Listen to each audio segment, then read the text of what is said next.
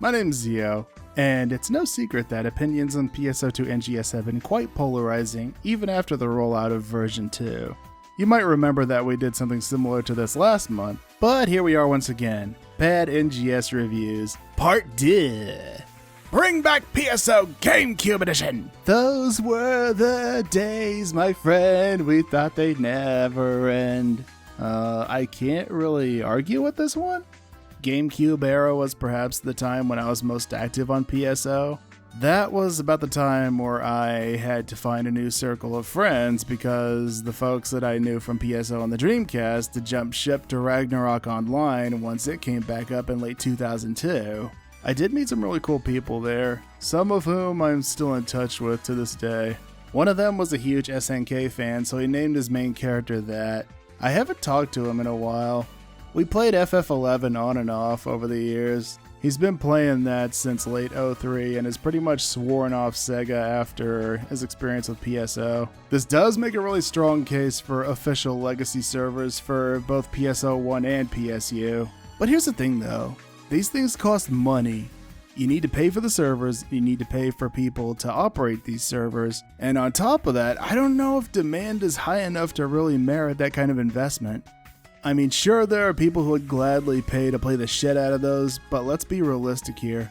The vast majority of the folks playing on those will be Gen Xers, Zennials, and early Millennials chasing the dragon. If I were SEGA, I'd do a better job putting my money toward bolstering brand awareness with the current product. If anything, I'd say there's a stronger case for the original tetralogy getting a revival. That seems to be the trend in recent years, given how both the film and video game industry have been creatively destitute. 3 and 4 would definitely benefit the most from this treatment. I don't know though. As more time passes, whenever I see rewritten for the modern age, that puts up some red flags for me. Anyway, moving on. It is heartbreaking how mismanaged this game has been since the release. You go from a cool space game with space battles to boring open world with one planet you will never leave. You can play original PSO2, but its economy, graphics, including the game's fighting system have been gutted and nerfed with the release of NGS, so they could force you to play NGS. If you want to play this game, you can definitely enjoy base PSO2 as it is included as free DLC and it is a finished game. You can even go through NGS as the game is only around 10 or so hours long, even after 2 years of updates.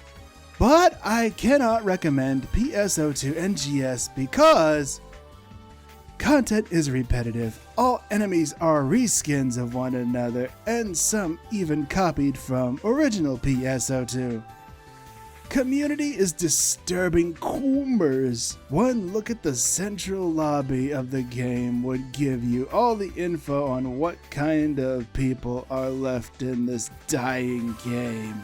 Progression is almost non-existent because the devs generously give good enough gear in every copy-paste event almost every 2 months, making all your grind for gear pretty much useless and barely giving you the reason to actually play the game. That is, if you are not into Barbie Simulator, the game has become. Gonna stick around until its inevitable shutdown. 6 out of 10. There's a little bit to unpack here. Yeah, I can understand the change in scenery and the open world thing isn't going to be for everyone. And I think even SEGA has become cognizant of the fact that maybe the open world thing was a bit too ambitious. That would explain the pivot toward more true to form instance content, but I don't think they should give up on the open world just yet. As for base, yeah, there's some cool stuff in it, but it wasn't all sunshine and rainbows, especially for those of us who played the game before it came out internationally. I do still contend that they were a little too quick to push it off to the side after NGS dropped. Repetitive with recycled assets, yeah, that's pretty much every game. They even justify it in the lore. Lore sport, they're just being lazy. It's not exactly easy developing new assets for these games, especially at this scale. Community of Coomers, well, that's pretty much on us. It wasn't always like that though.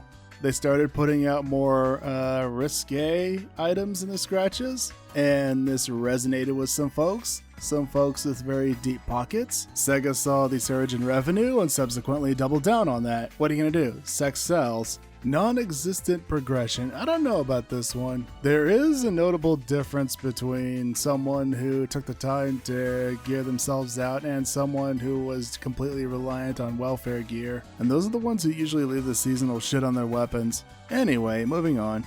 I really want to recommend this game, but I can't. If you're here just to progress through the story, it's a pretty good time, but once you're done with that, there's just no endgame? They advertise new tiers of weapons every now and then, but it's not like you'll be struggling to get through content with easier to get and cheaper options.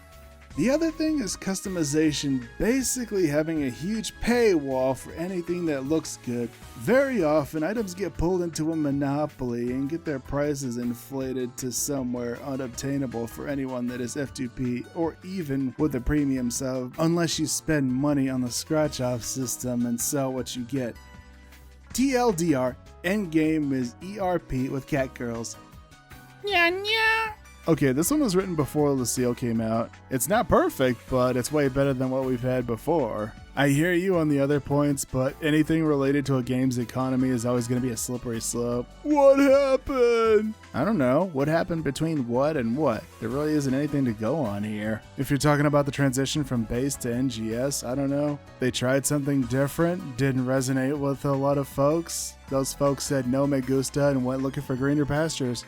Okay, one more. I'm sure this game is alright, but as a PSO2 player, man, I cannot recommend this. My account is full of PSO2 things, and since launch, the inventory for this game is shared between this one and base PSO2. That's a no-no. You only get 200 slots, so what is SEGA thinking we're gonna do?